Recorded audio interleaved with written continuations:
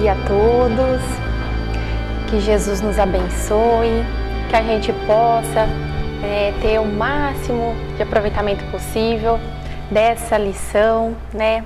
Hoje a gente está encerrando o capítulo 13, Companheiro Libertado. E antes de começar o capítulo, pessoal, eu gostaria de fazer uma sugestão para vocês, né, que vejam esse curta-metragem feito pela TV Mundial de Espiritismo alguns anos atrás, que conta justamente esse caso da desencarnação de Dimas. É maravilhoso, ele ilustra assim com muita excelência tudo aquilo que a gente veio falando ao longo do capítulo e ainda vai falar hoje, e ele também entra um pouco no capítulo 14 também, tá? Então, acho que vale a pena. Bom, mas nesse momento aqui do nosso estudo, influenciado por Jerônimo, Dimas, ele mesmo sem conseguir articular uma palavra, ele inicia uma rogativa a Nosso Senhor Jesus Cristo. E ele fala assim: meu Senhor Jesus Cristo, creio que atingi o fim do meu corpo, o corpo que me deste por algum tempo, como dádiva preciosa e bendita. Eu não sei, Senhor, quantas vezes feri a máquina fisiológica que me confiaste. Inconscientemente quebrei-lhe as peças com o meu descaso, menosprezando patrimônios sagrados, cujo valor estou reconhecendo, e em mais de 12 meses de sofrimento carnal incessante. Não te posso implorar a bênção da morte pacífica, porque nada fiz de bom ou de útil para merecê-la. Mas, se é possível, amado médico, socorre-me com teu compassivo e desvelado amor. Então, aqui na rogativa dele, a gente pode ver 3 aspectos, né? Que ele tanto reconhece que ele não cuidou do corpo do jeito que deveria, né? Por uma alimentação não tão regradinha, talvez não tenha ido muito ao médico, porque na época era mesmo mais difícil ir ao médico e tudo mais, né? E ele então tem esse reconhecimento, ele tem a humildade também, porque ele fala que nada fez de bom ou de útil para merecer uma morte pacífica, mas a gente viu que ele tem sim todo o mérito, né? Que ele foi uma pessoa sensacional, ajudou ao próximo e justamente tinha esses problemas no corpo por ajudar demais e por se envolver demais com os problemas alheios. E eu acho interessante assim, porque ele tem esse reconhecimento, mas ele também não deixa de pedir. Porque às vezes a gente se sente assim, ai, nossa, eu faço um monte de coisa errada, eu não sou digno de pedir, não, eu não vou pedir isso daqui não para mim. E a gente tem sim que pedir, né? A gente não pode deixar de fazer a súplica quando a gente sente a necessidade. E aí nesse momento, o André Luiz disse que ele ficou muito emocionado, né? Ele começa até a se modificar assim, interiormente. Ele começa a lembrar da sua época de criança, começa a se lembrar da sua mãe e dá uma saudade danada dele, da mãe dele, porque ela já tinha desencarnado fazia muitos anos. Então, ele, lembrando da mãe dele, ele se lembra de Maria, porque no instante derradeiro de Jesus, lá no madeiro, né, ela pôde vê-lo. A mãe de Jesus estava lá junto com ele naquele instante. Então aí ele começa uma rogativa para Maria, para que a mãe dele pudesse estar ali com ele também naquele momento tão difícil e tão angustiante. E tanta foi a fé, tanta foi a verdade que ele colocou nessa súplica, que o coração dele se irradiou de luz. E aí André Luiz nos conta que a porta de entrada do quarto também tinha uma luz maravilhosa. E quem entra pelo quarto? A mãe de Dimas. Ela se senta na cama, coloca a cabeça do seu filho no colo e ele, sentindo toda aquela emanação de energia maravilhosa que ela transmitia, se sentia quase feliz. Assim, modificou muito o quadro íntimo dele nesse momento. Jerônimo passa então trabalho para Luciana e para o Hipólito, para que eles fossem então velar pelo sono da esposa de Dimas, que então foi até o outro quarto, né, para descansar, né, depois daquela melhora que ele teve, aquela melhora fictícia, né, como a Leonor falou. E aí ela pega então, Luciana e Hipólito vão lá então velar pelo sono da esposa, para que as emanações mentais dela não atrapalhassem ali nos trabalhos. Já para André Luiz, o Jerônimo fala assim, ó, vamos ficar aí de mãos postas sobre Dimas, né, e se conserve vigilante. Aí o André atendeu. E o trabalho de Jerônimo? Jerônimo começa insensibilizando inteiramente o vago para facilitar o desligamento nas vísceras e, a seguir, utiliza passes longitudinais, isolando todo o sistema nervoso simpático, neutralizando mais tarde as fibras inibidoras no cérebro. Então, pessoal, a gente viu tudo isso daqui, né? O vago, o sistema nervoso simpático. O que seria isso, né? O nosso sistema nervoso, pessoal, ele é dividido em dois. O sistema nervoso central, que é o cérebro, o cerebelo, o tronco cerebral e a nossa medula espinhal. E a gente tem também o sistema nervoso periférico, que são todos os nervos, as inervações e gânglios. Ele, por sua vez, também é dividido em dois, que é o sistema somático, né, que a gente controla. Então, assim, Mari, põe a máscara. Mari, tira a máscara. Abre a mão, fecha a mão. Então, é voluntário. E o sistema autônomo, pessoal, é o que está acontecendo em cada um de nós nesse momento, sem a gente precisar ficar pensando, né? Coração bate, estômago digere meu café da manhã. A gente não precisa pensar isso, porque tudo isso já está acontecendo. E o autônomo, por sua vez, também é subdividido em mais dois sistemas. O sistema simpático e o parasimpático. O simpático, pessoal, é a base dele, a adrenalina. Então, vamos supor assim, um belo dia vocês resolvem andar numa montanha russa. Imagine como que vocês iriam se sentir, não é? O coração ia disparar, aquele frio na barriga. Ou então vocês topam fazer uma palestra, né? Uma palestra super importante, então o coração também bate mais forte, enfim. Então, isso que a gente sente, pessoal, é o sistema simpático que está por trás disso, né? Ele é um acelerador do nosso metabolismo. Por sua vez, o parasimpático, como o próprio nome diz, freio, ele vai tentar dar a normalidade para o nosso sistema. Então, assim, se o coração está acelerado, o parasimpático vai agir tentando fazer a frequência cardíaca dele agir normalmente. Então, ó, nessa fotinha aqui, a gente vê os dois sistemas, né? Tanto parasimpático quanto simpático, que eles estão presentes em todos os órgãos, ambas as inervações, né? Então, no nosso olho, por exemplo, o parasimpático vai contrair a pupila, enquanto o simpático ele dilata. No nosso pulmão, o simpático dilata os brônquios, o parasimpático ele contrai, e assim por todo o nosso organismo, né? O nervo vago, pessoal, tem a atuação parasimpática e todas as vísceras estão sob a ação do nervo vago. E o que é o nervo vago? A gente tem aqui, pessoal, um corte do nosso cérebro que a medicina chama de corte sagital, que é como se fosse um corte que a gente fizesse assim, ó, no meio do nosso nariz. Aí, então, a gente tem, né, o cérebro. Essa parte aqui, branquinha, é o nosso tronco cerebral, que é onde justamente nascem as inervações. Então, o nervo vago, se a gente fizer um outro corte no cérebro, esse corte aqui ele é chamado de coronal, que é um corte de orelha a orelha, se a gente olhasse o nosso cérebro, é isso que a gente vai ver, ó. O nervo vago, ele nasce justamente aqui.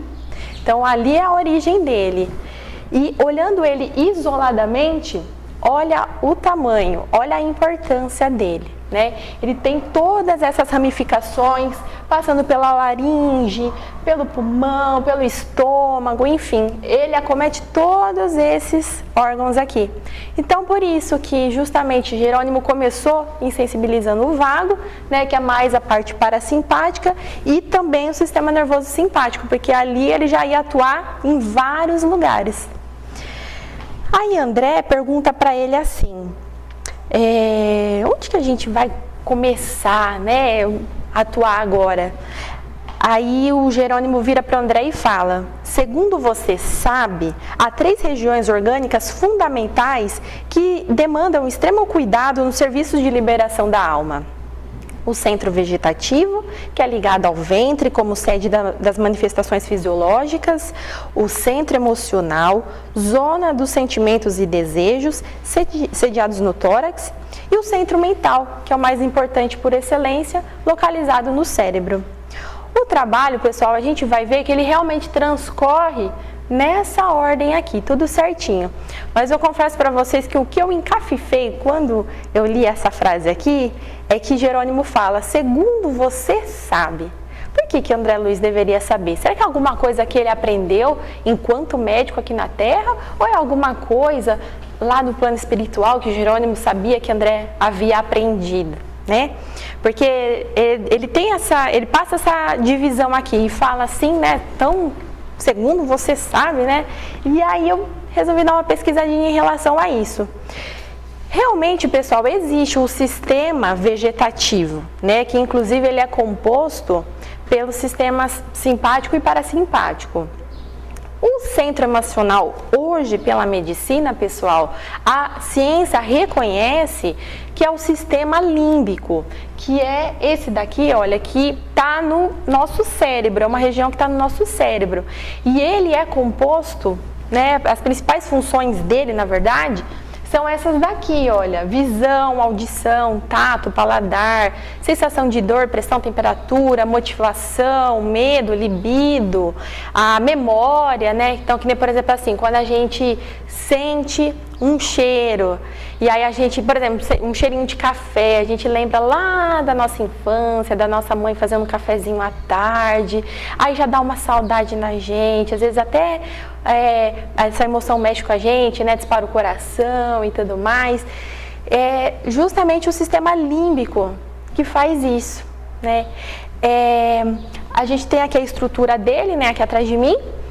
Eu gostaria de dar uma pincelada com vocês sobre o hipotálamo, porque ele é extremamente importante, pessoal, que ele regula a produção de hormônios, então ele é muito importante na regulação neuroendócrina. Então, como que acontece?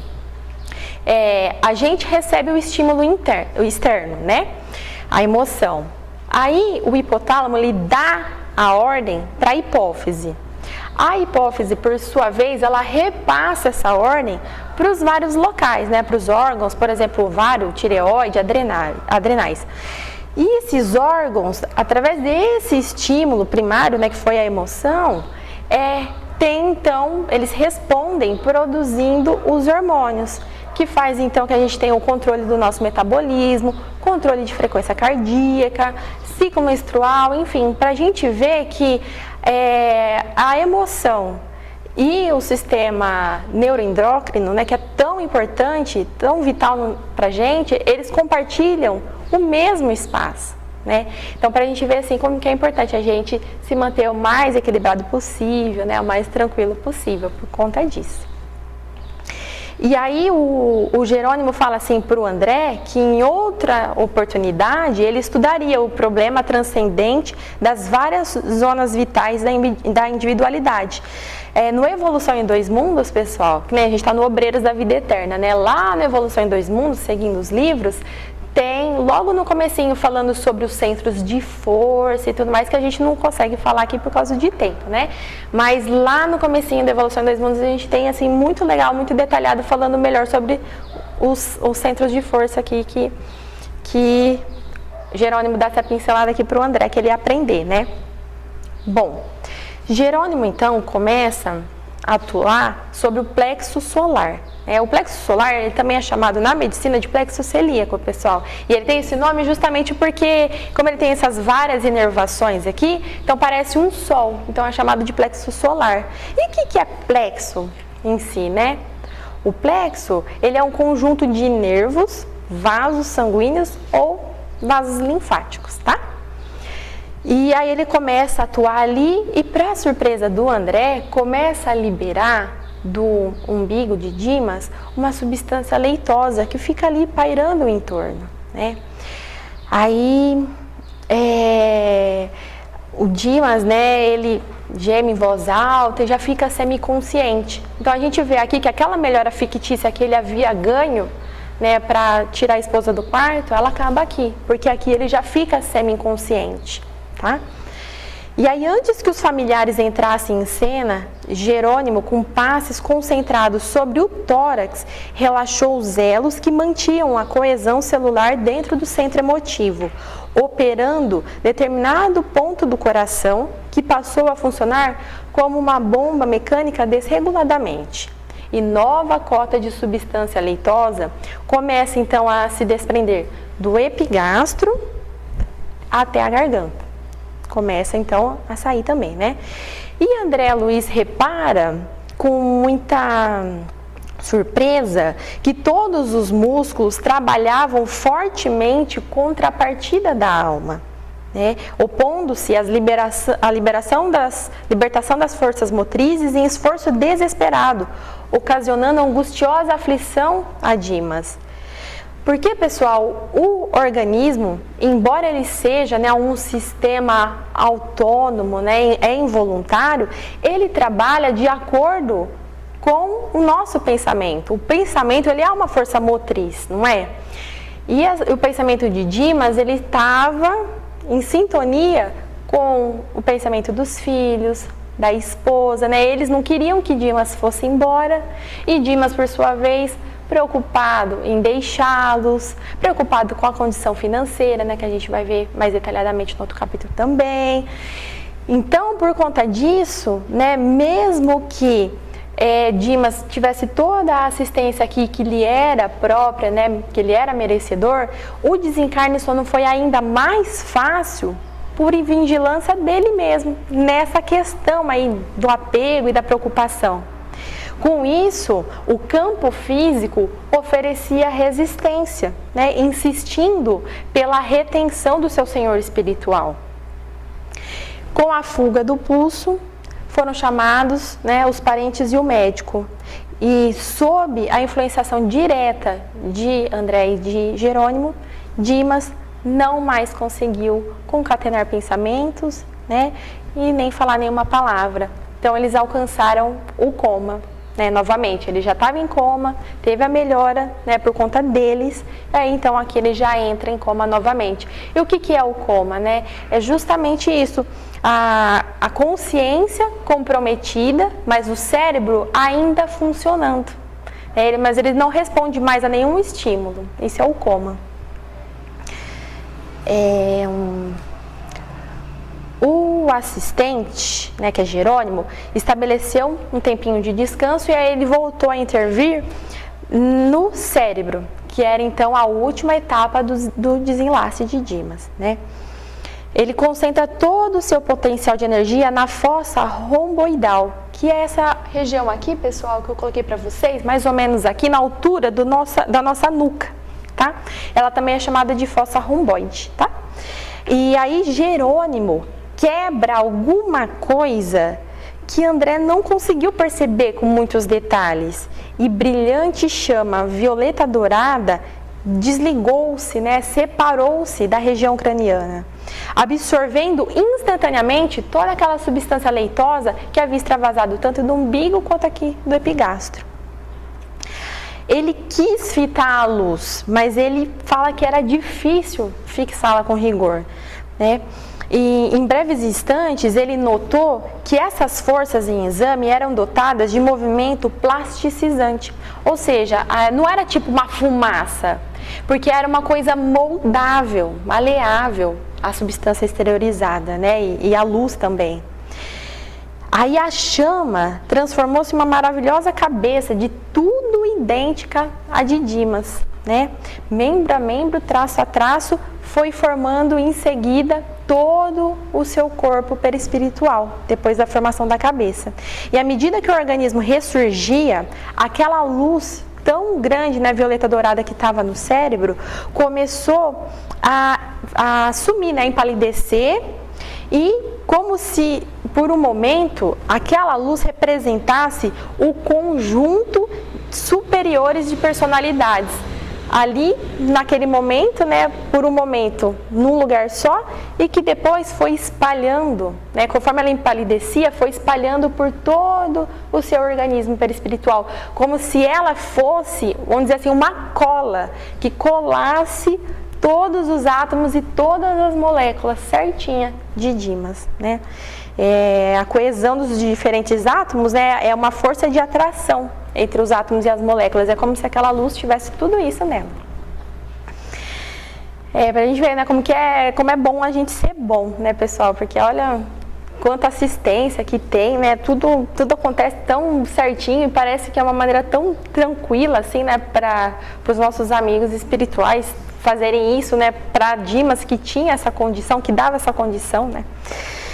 Bom, aí o Dimas desencarnado, ele eleva-se, né, alguns palmos acima do Dimas cadáver, apenas ligado, né, de um cérebro ao outro, como se fosse um cordão prateado, um sutil elástico. Aí a mãe de Dimas, que estava então segurando o corpo, né, do Dimas na terra, né, agora deixa e abraça então, né, envolve o seu filho agora no campo perispiritual, né, do seu corpo perispiritual, aliás. E para os amigos encarnados, nesse momento aqui, Dimas já estava completamente morto, né? Mas André Luiz disse que ainda a operação era incompleta, porque Jerônimo diz que esse cordão que estava ligando ao corpo, ele deveria considerar as necessidades do morto, né?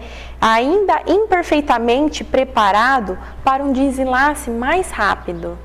Porque, pessoal, como a gente pôde ver, né, o João de Jesus trouxe isso pra gente no estudo, o Dimas, ele não atingiu a idade programada, né? Ele não viveu até a idade que ele deveria viver. Então, esse cordão fluídico ainda tinha fluidos vitais que precisavam se esgotar para depois fazer, de fato, esse corte, essa separação, né? E aí o Jerônimo vira para a mãe de Dimas e fala: ó, minha irmã, pode conservar o filho à vontade até amanhã, quando cortaremos o fio derradeiro que liga os despojos, antes de conduzi-lo ao abrigo conveniente. Por enquanto, ele repousará na contemplação do passado, que lhe descortina em visão panorâmica no campo interior. Então, nesse momento, pessoal, Dimas ele está visualizando como se fosse um filme, o passado dele, a sua infância. Por que será que isso acontece, né? Na resposta 165 do Livro dos Espíritos, a resposta ela vem bem de encontro aqui com a gente, que fala, ó, que no momento da morte tudo a princípio é confuso. É necessário algum tempo para a alma se reconhecer. Está aturdida, como no estado de um homem que saísse de um sono profundo e procurasse dar-se conta dessa situação.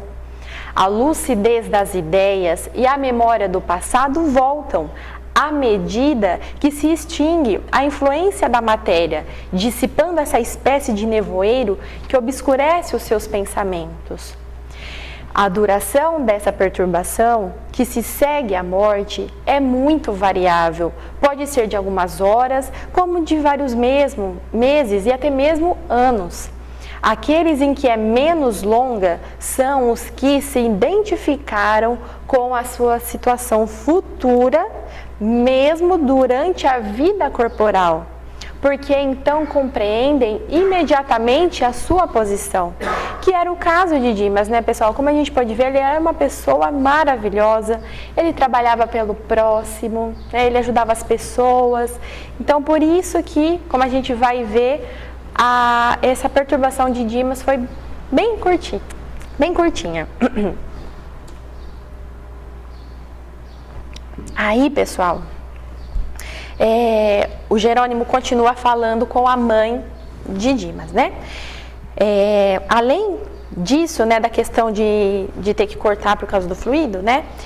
Depois, ele acusa debilidade extrema após o laborioso esforço do momento. Né? Como a gente pode ver, pessoal, são muitas emoções que afloram, né? Ao mesmo tempo que ele sabia do fim próximo, que teria que ser daquela maneira, ele estava preocupado com os seus, com a sua família. Então, assim, é tudo muito conturbado, né?